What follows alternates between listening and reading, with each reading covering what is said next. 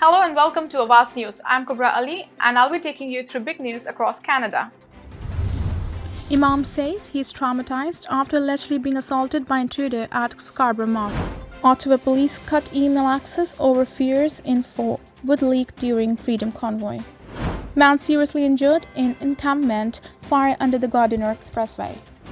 Woman dead after being struck by vehicle in Chinatown. I don't want to have road safety confused with a cash grab. Mississauga councillor wants to raise speed limits in school zones at night. Driver stopped and charged for going 234 kilometers per hour on highway in Markham. Hamilton police identify victim in fatal overnight shooting. These were the headlines, and let's jump right into the details. A driver on a highway in Markham was pulled over and charged by the Ontario Provincial Police (OPP) early Monday morning after registering 234 kilometers per hour on an officer's speed gun, well over 2 times the posted speed limit. Aurora OPP say the driver was stopped just after 2 a.m. in the Highway 404 and Highway 407 area. The speeding charge comes with a 30-day license suspension and an automatic 14-day vehicle impoundment. This comes after the OPP said on Sunday that there has been a spike in collisions across the Greater Toronto area after the season's second major snowfall. Police in Ottawa were so worried about leaks from Freedom Convoy sympathizers that they shut off the email accounts of members on leave from the force as a precaution during protests that gridlocked the city's downtown core earlier this year. Testimony and documents submitted to the Public Order Emergency Commission investigating the federal government's use of the Emergencies Act show there were several instances of senior officers being concerned information was being leaked to the protesters. An email from an Ottawa police inspector says members were observed participating in the protests, including officers who were away from work sympathetic to the anti-mandate cause. The officer wrote that the email access was restricted for members on leave because of the state of emergency and the potential that police operations might have been compromised. But months later, the Ottawa Police Service is not saying how many investigations are completed on ongoing into potential leaks. Ottawa police say several internal investigations and discipline related to officers' conduct have already taken place, stemming from donations from officers supporting the convoy, but the force isn't commenting on its move to restrict email access or any other potential sources of leaks. A woman believed to be in her 70s has died after being struck by a vehicle at a busy downtown Toronto intersection. Police said they were called to the intersection of Spadina Avenue and Dundas Street West in Chinatown after a pedestrian was struck at around 11:15 a.m. Monday morning. The driver of the vehicle remained on the scene and is cooperating with the investigation. A TTC vehicle was involved in the collision, Cronenberg said, though it is not yet clear exactly how. A streetcar was visible at the scene just outside yellow police tape as collision investigators looked into the deadly collision. Police are asking anyone with the information about the fatal incident to come forward.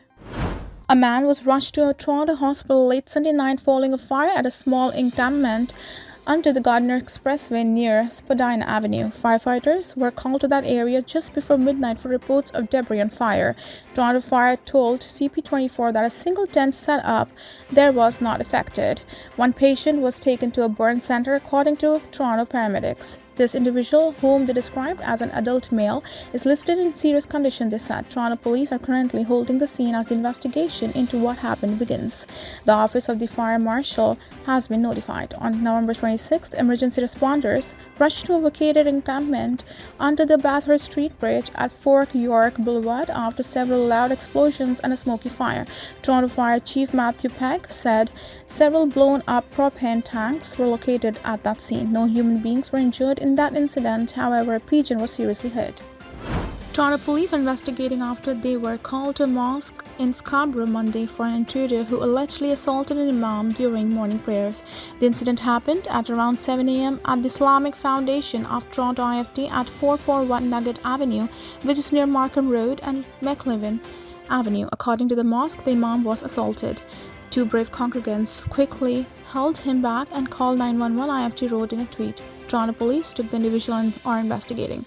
We advise the community to keep safe. Toronto Police told CP24 that the assault was minor in nature and that no one was injured. Speaking with CP24, the National Council of Canadian Muslims expressed concern that the incident was not being investigated for possible hate motivation. In an update late Monday afternoon, Toronto Police said they continue to investigate and that they remain in close contact with community leadership. Toronto Police investigates all potential hate crimes fully. If charges are laid, an update will be provided, the force said in a tweet. In a statement posted to Facebook on Monday afternoon, Imam Sheikh Yusuf Badat said that he and many of his congregants remain traumatized in fear and very worried after the horrific incident. In a tweet, Toronto Mayor John Tory expressed his concerns about his morning's incident, adding he's relieved to learn no one has been hurt. Places of worship should always be safe places for all of our residents. Tory wrote, I'm thankful for the congregants who stepped in to help and to Toronto Police for responding to this incident and investigating. Speed limits could be increased in Mississauga school zones late night and in early morning hours in one city councillor gets his way.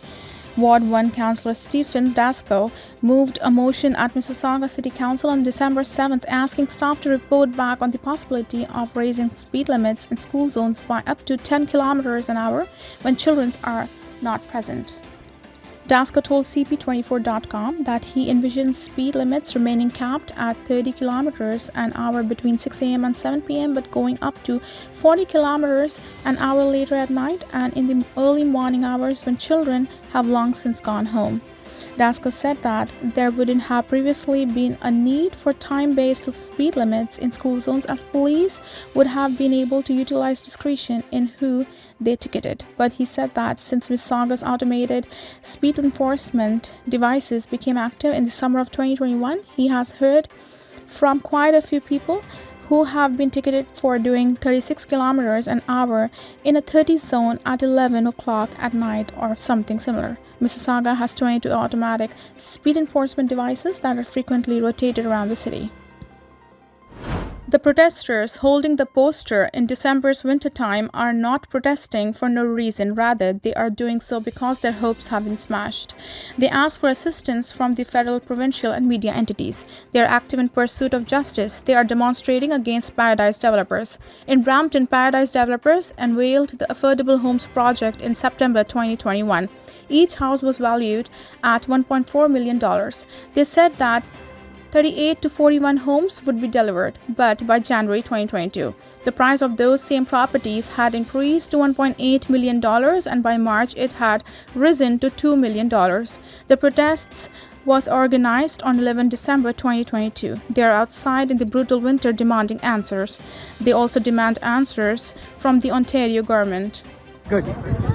Hi, I am Palvinder. I am one of the buyers of Valley Oak properties from Paradise in Brampton, and we have gathered here to send a message to Paradise that to reduce the price as per the market scenario, because we are a group of more than 100 persons here and no one here is able to close it, and we need help from Paradise that to reduce the price so that we are able to close it. So that's the only, we are protesting silently here. So it's a silent protest, and please consider our case. Thank you. These were the headlines, and let's jump right into the details.